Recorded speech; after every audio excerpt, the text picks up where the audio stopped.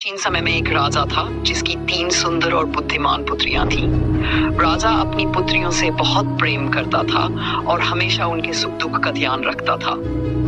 एक दिन उसने सोचा कि वह ये जानना चाहता है कि उसकी पुत्रियां उससे कितना प्रेम करती हैं, इसलिए उसने तीनों को अपने दरबार में बुलाया। राजा ने पहली पुत्री से पूछा, बेटी, तुम मुझसे कितना प्रेम करती हो? पहली पुत्री ने तुरंत जवाब दिया, पिताजी, मैं आपसे सोने चांदी से भी ज्यादा प्रेम करती हूँ। राजा उसकी बात से प्रसन्न हुआ और उसे आशीर्वाद दिया। फिर राजा ने दूसरी पुत्री से वही प्रश्न किया, बेटी, तुम मुझसे कितना प्रेम करती हो?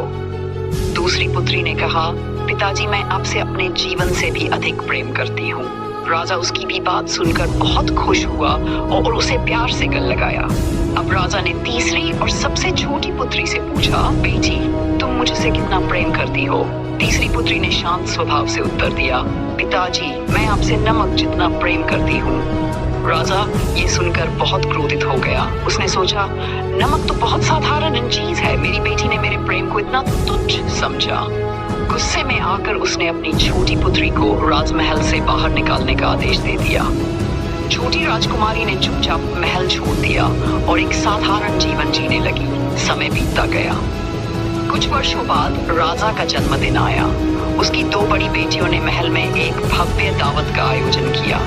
उन्होंने राजा के लिए ढेर सारे स्वादिष्ट व्यंजन बनवाए, लेकिन जानबूझकर सभी पकवानों में नमक नहीं डलवाया।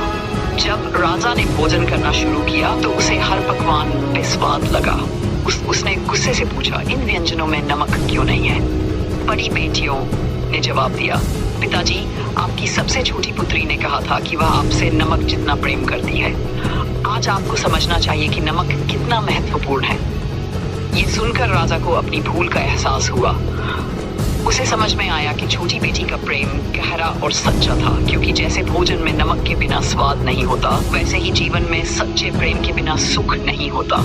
राजा ने तुरंत अपने सैनिकों को भेजकर छोटी पुत्री को वापस बुला लिया और उससे माफी मांगी।